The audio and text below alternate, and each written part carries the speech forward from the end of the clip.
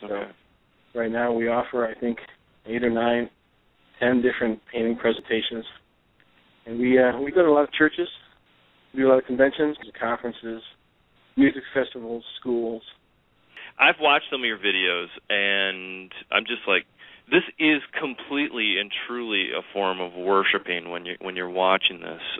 It's pretty fantastic. Now, I'm going to rewind the tape back to 10 or so years ago when you first did this 3-minute presentation.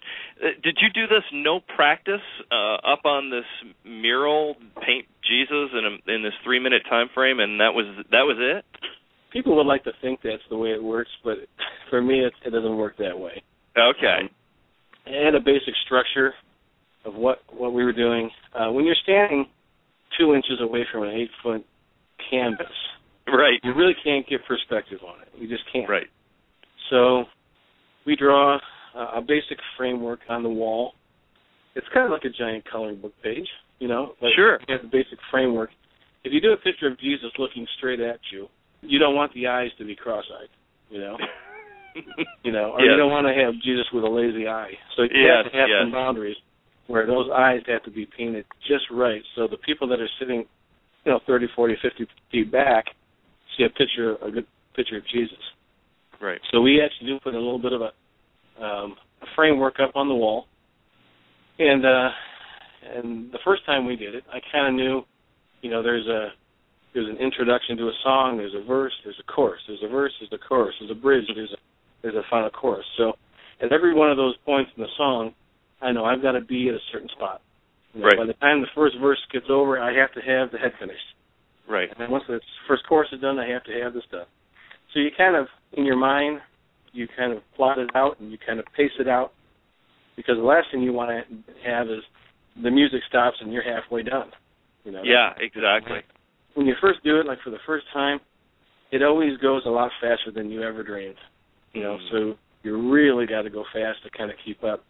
We have one painting that we do, our most popular painting, called Above All. We've painted that, 350 times.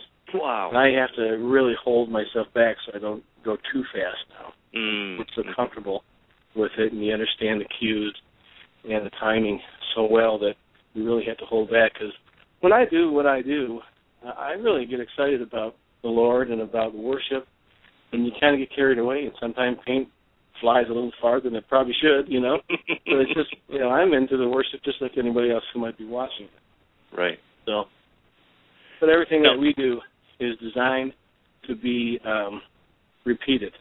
Mm-hmm. So, we design a painting. It's not going to happen just once. Mm-hmm. We're going to paint that a few hundred times. So It has to be kind of designed and plotted out so you can reproduce it. If somebody watches a painting on YouTube and they say, hey, bring that to our church, okay, I've got to produce what they saw. That's what they want.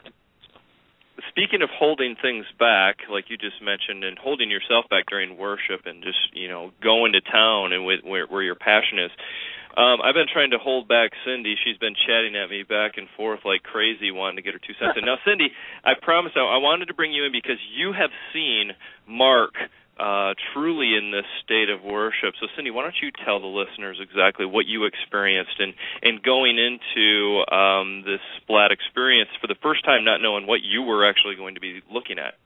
Well, it wasn't just me, first of all. There was like 700 people there, and right. And it was awesome because, and Mark, I didn't see a framework, and I guess by now you probably already had, in your head how to do what you did at our church, but it was just this huge black wall back there, and he doesn't paint with paintbrushes. He didn't tell you that.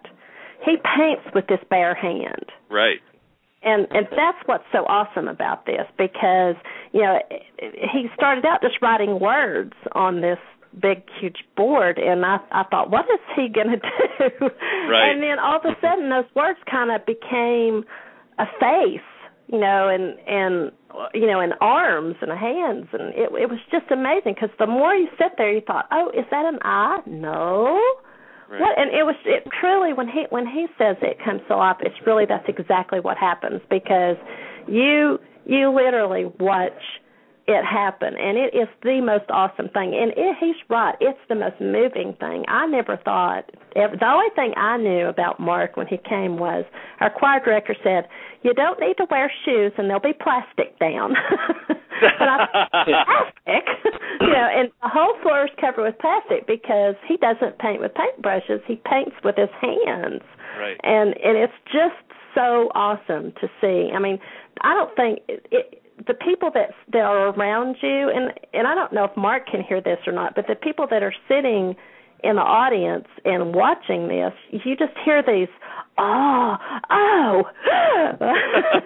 because it truly hits people like that. They don't know what's coming up. They can't see what's coming. And when it all of a sudden comes together, and it's like looking at one of those pictures where there's a picture there, but you kind of have to keep looking until you see it. Mm-hmm. All of a sudden, when that picture happens, it rushes over people. And Mark, it's beautiful. It is the most awesome thing. He's right. It is. It is the most awesome ministry. Mm-hmm. Well, Cindy, I usually don't hear people's responses behind me, because they're behind me, and I'm so focused on hitting my cues and trying to keep track of where I am in a song that I kind of tone everything else out. But as long as they're not saying, "Oh my word, I thought this guy was good," Well, people probably are. But it was funny. I had my cell phone and I taped him so that I could show my husband because my husband was working graveyard, and so I taped it. And it's funny when I brought it home.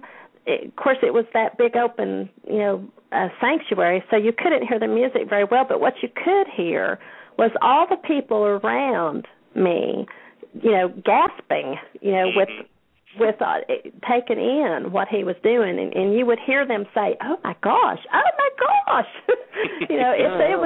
it was amazing to see, how people reacted to it. It's something you have to see. It's so cool. Yeah, and it is so much better to see it live in person than to see it. We have DVDs that we have available of our paintings, and it's on YouTube, and you can see pictures, but it really doesn't come to life until you're sitting right there and it's all three-dimensional. And he is actually Mark has actually been at our church one time before I was at our church, but they still have the pictures of Jesus that he painted up in the teen section, for those, and they're gorgeous, they're just gorgeous. And so when you walk away, I need to take you on the road with me, Cindy. You're awesome.